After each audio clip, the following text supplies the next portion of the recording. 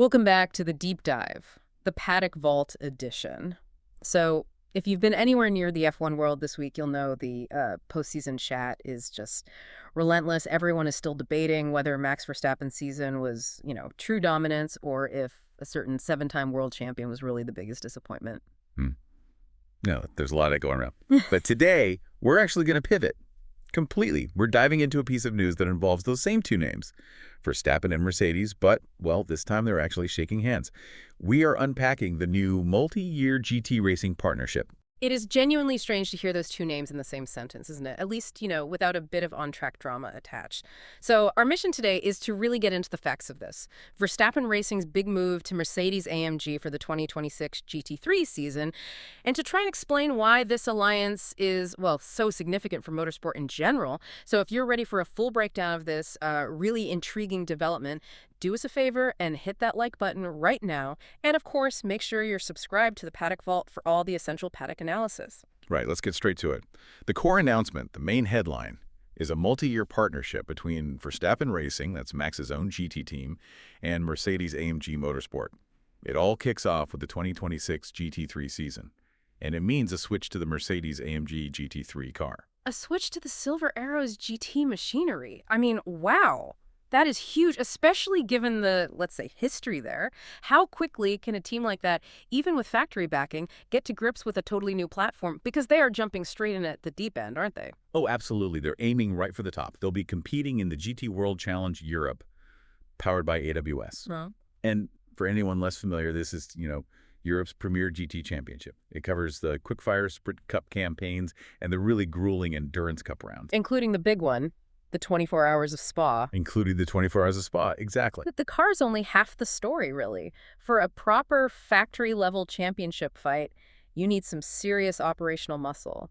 And that's where a third name comes in. Precisely. The source material really highlights this. It's a crucial collaborative piece. Yeah. The program won't be run by Verstappen Racing on its own.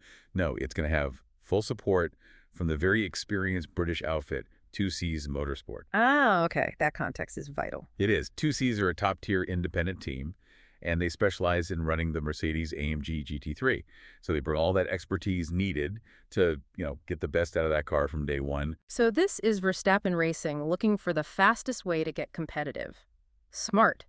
They're leveraging specialists rather than trying to build it all from scratch. And you can see that enthusiasm from the Mercedes side, too, can't you? From Stefan Wendell, the customer racing boss. Yes, his blessing is key here.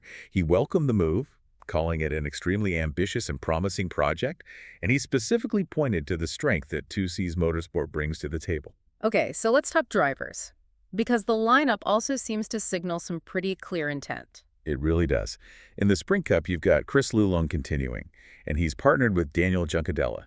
Juncadella has, tons of experience and a brilliant track record with Mercedes-AMG cars specifically. And he said himself that Max's input makes it a really strong project. Exactly. And for the endurance round, that duo is joined by Mercedes-AMG performance driver Jules Gounon. And Gounon is confident. He believes the program has all the pieces it needs to be competitive right from the very start. So let's connect the dots here. What's the big takeaway?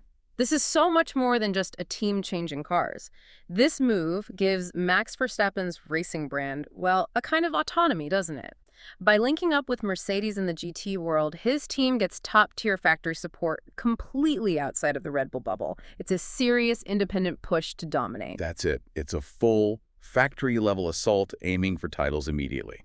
The key takeaway is this. Max Verstappen's personal racing operation is now officially using the backing of the brand that has been his fiercest rival in F1, which, raises a fascinating question for you to think about. Considering that intense history in Formula One, what does this alliance mean for the wider motorsport world? Could this sort of normalize cooperation at this level? That's a good question. Could it pave the way for even bigger brand alliances in the future? We would genuinely love to know what you think down in the comments. Is this just a smart business deal, or is it the start of something much bigger? Thanks for joining us for this deep dive. And don't forget, for all you F1 fans, you can easily download the full 2026 F1 calendar through the links we've pinned below. We'll see you next time on the Paddock Vault. Cheers.